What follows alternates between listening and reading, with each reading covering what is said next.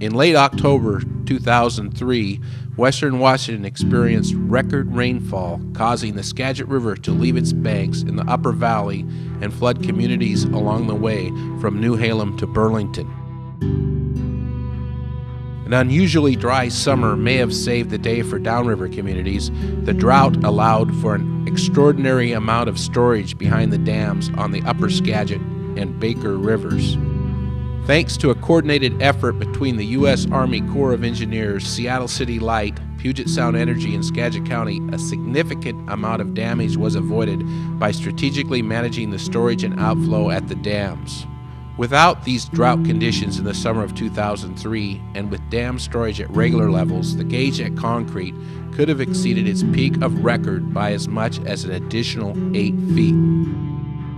The day after the flood crested, Governor Gary Locke and Congressman Rick Larsen visited Skagit County to assess the damage firsthand. Both men immediately recommended the October flood of 2003 be declared a federal disaster. Although the river had crested, the work had just begun. Hundreds of people were still dislocated from the homes. The damage was devastating, and the hard work of cleaning up will continue for months to come. The Skagit County Health Department warned residents about safety issues, offering water tests and free tetanus shots to flood victims and workers. The first question is, we can see the flooding is very widespread, and there are concerns about water contamination. What's the case here? There are concerns, and actually our local health department is advising people to be aware of the water when they come back to their home. And if they suspect that the water has become contaminated, which if they have a well, it probably is, they do need to heed the advice you gave earlier about boiling the water. How many people are we talking about? Well, in total, we were told approximately 3,000 people were evacuated from different areas. Now, not all those folks necessarily left, and not all of them that did leave maybe came back to homes that were wet. But those that did are going to have to be very careful, and they can actually go to the county's website. That's www.skagitcounty.net for good information on how to be safe and healthy when you return to a flooded home. From the pictures that we're looking at, and I'm sure you've seen this area as well, some people are not going to be able to go home to these kinds of conditions. The Skagit County Public Works Department provided dumpsters in many stricken communities. They filled up fast. Hundreds of tons of flood-damaged household material was hauled to the Skagit County Transfer Station at Fredonia.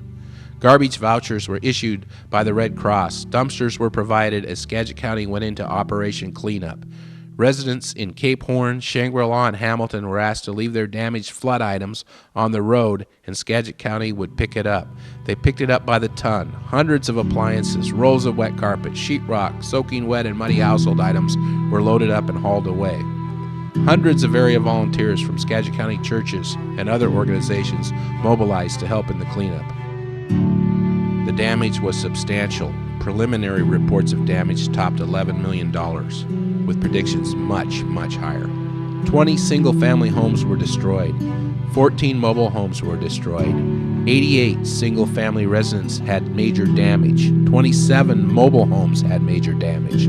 87 single-family homes had minor damage. 54 mobile homes had minor damage. 2 apartment buildings were destroyed, and 1 apartment building had minor damage. All these damage reports were verified by the American Red Cross. It's such widespread damage. People have lost so much in this, but hopefully not everything.